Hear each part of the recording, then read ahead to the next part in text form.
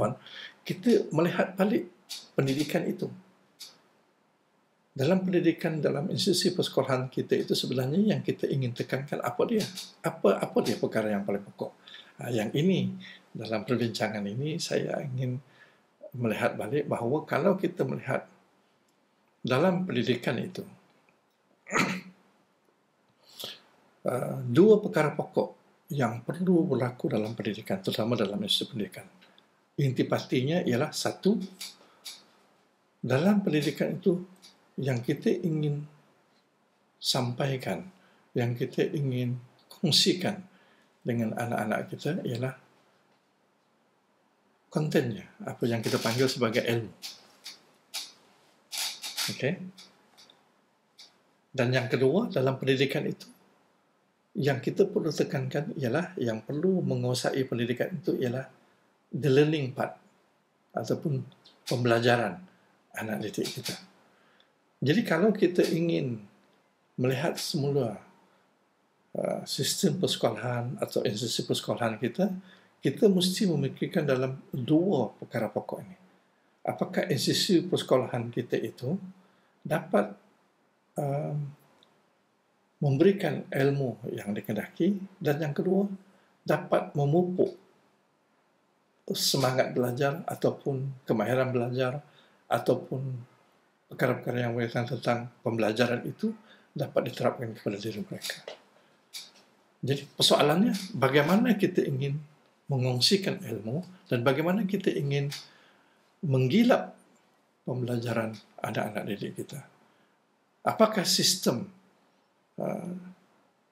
sukatan pelajaran kita dapat memberikan ilmu yang kita kehendaki? Yang kedua, apakah sistem bilik darjah kita itu yang mengumpul pelajar kita 40 orang ataupun 35, 40 orang itu atau 45 secara umumnya dapat memberikan ilmu yang kita sampaikan kepada mereka? Dan apakah sistem jadual waktu 40 minit, 30 minit itu dapat memupuk sistem pembelajaran dan juga ilmu yang ingin kita sampaikan? Ini perkara-perkara pokoknya. Jadi kalau kita masih terikat dengan grammar of schooling yang saya sebutkan tadi itu, mungkin kita akan terperangkap dan akhirnya kita lupa bahawa sekolah itu yang perlu dipupuk ialah bagaimana kita mengoptimumkan potensi anak didik kita, bukan terikat dengan the grammar of schooling yang sebutkan tadi itu. Yang ini memerlukan satu perbincangan yang lebih lanjut yang saya harap tuan-tuan dan puan-puan faham apa yang saya maksudkan. So, jadi kalau kita pergi detailnya lagi, sebab itu dalam kita memberikan, mengongsikan ilmu, salah satu fungsi institusi pendidikan persekolahan itu ialah memberikan ilmu kepada anak didik kita. Ilmu itu saya selalu sebut untuk memudah kita kefahaman kita ialah ada dua jenis ilmu. Yang perlu, satu yang kita panggil ilmu pengetahuan.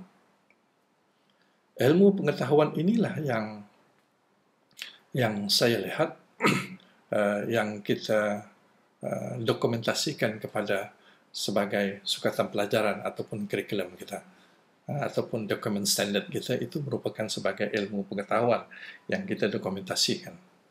Dan ilmu pengetahuan itu kita berdasarkan kepada disiplin ilmu minimum yang perlu mereka kuasai sekian.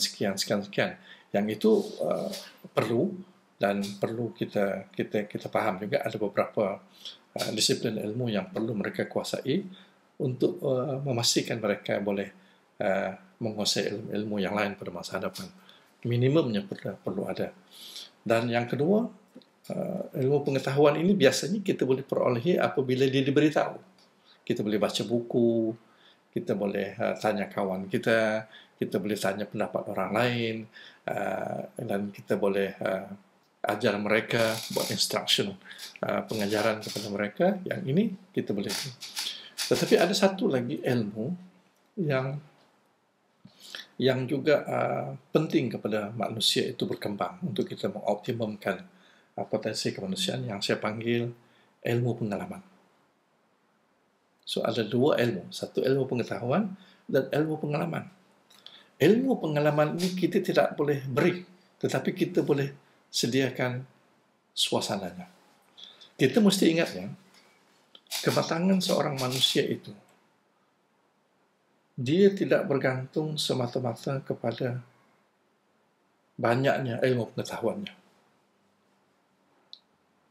Kematangan seseorang manusia daripada kecil sampai mereka dewasa dan berterusan. Kematangan ini sentiasa berterusan. Kematangan seseorang itu juga bergantung, juga memerlukan ilmu pengalaman.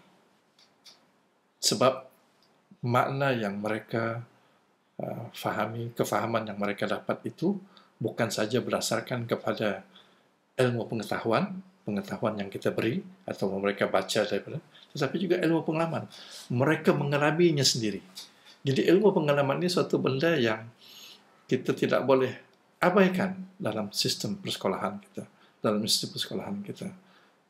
Dan kita merasakan bahawa seolah-olah kita orang dewasa ini, guru ini mempunyai pengalaman. Dengar saja pengalaman kita. Bukan begitu cara belajar yang terbaik. Bukan begitu caranya untuk kita mengoptimalkan potensi anak didik kita. Saya bagi contoh yang paling mudah bagaimana ilmu pengalaman itu penting. Tanpa ilmu pengalaman ini, seorang itu tidak akan paham maksud sesuatu. Apa dia contoh yang paling mudah? Dalam sains, kita boleh mengajar kandungan gula. Ya. Gula itu daripada molekul ini, kita boleh sebut. Dan kita boleh bincang tentang gula itu berjilid-jilid buku. Tetapi anak kita tidak akan paham, tidak boleh membezakan antara gula dan garam kecuali mereka mengalaminya sendiri. Makan gula dan juga makan garam itu.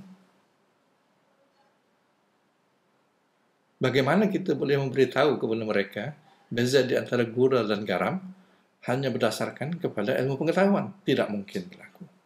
Hanya pengalaman yang mereka alami saja mereka boleh memahami gula dan garam.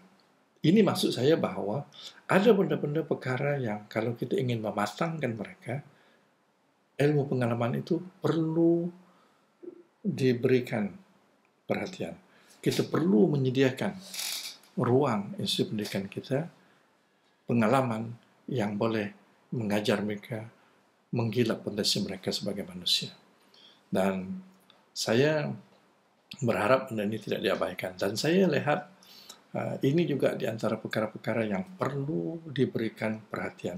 Ilmu pengalaman dan ilmu pengetahuan. Bagaimana kita melihat semula sukatan pelajaran kita, melihat kurikulum kita, agar benda-benda ini diberikan perhatian.